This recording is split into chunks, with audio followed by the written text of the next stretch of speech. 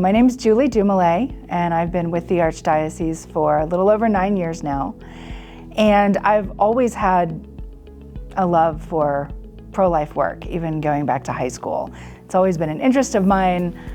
In college, I was part of the pro-life club. We took the group to the National March for Life in DC. And 20 plus years on, we're still doing it. So it's always been close to my heart. When we talk about pro-life, what we're really talking about is protection for human dignity, and particularly protection for the dignity of the most vulnerable, right? And so whether that's an unborn baby or whether that's a family that's struggling to have needs met, whether that's a foster child or a foster parent, maybe a family that's going through infertility. I mean, these are uniquely vulnerable life situations. And so as we're looking at pro-life, we want to step in and support people in all of those situations.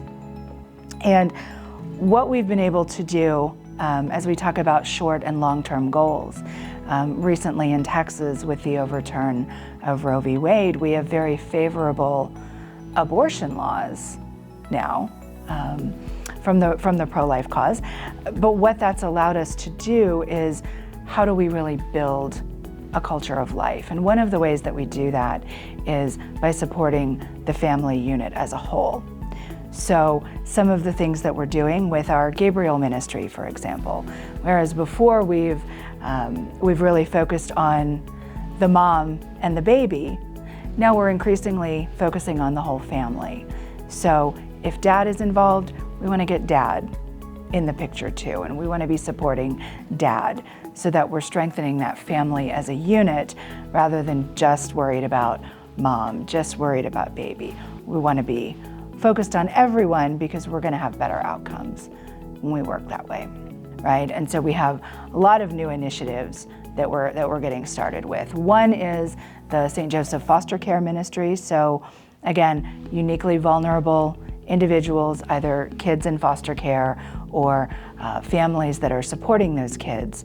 How can we, as parish communities, as an archdiocesan community, how can we support these families so that we have better outcomes? We have a new infertility ministry that is just getting its feet under it, that will minister to couples that are having that particular struggle. We had a meeting last night where we're going to be working with, in a larger way, families at the medical center that have received a prenatal diagnosis and maybe are being told, either you need to terminate this pregnancy by going out of state, or you need to, we're not really going to support that child after it's born. And so what we have is a new mentoring program that we're beginning to help those parents advocate for those children maybe that are sick or have a life-limiting condition. How do we support those families so that they have the best possible outcome? So a lot of new and exciting things in the works, but again, it all comes back to how are we supporting families, and particularly vulnerable families. So we're able to offer our programs truly because of the support of the DSF. So whether that's offering a retreat for post-abortion healing or for a family after miscarriage, whether that's helping to purchase needed items for women in crisis pregnancy, whether that's helping us to train our volunteers so that they can better support the families that they serve. All of those things we use those DSF funds for. They're really essential. So really we couldn't do it without the donations and the generosity of our parishioners. All of our funding really comes from them, and from crisis pregnancy to post-abortion healing retreats to being able to train our folks. All of that, those DSF dollars are just essential.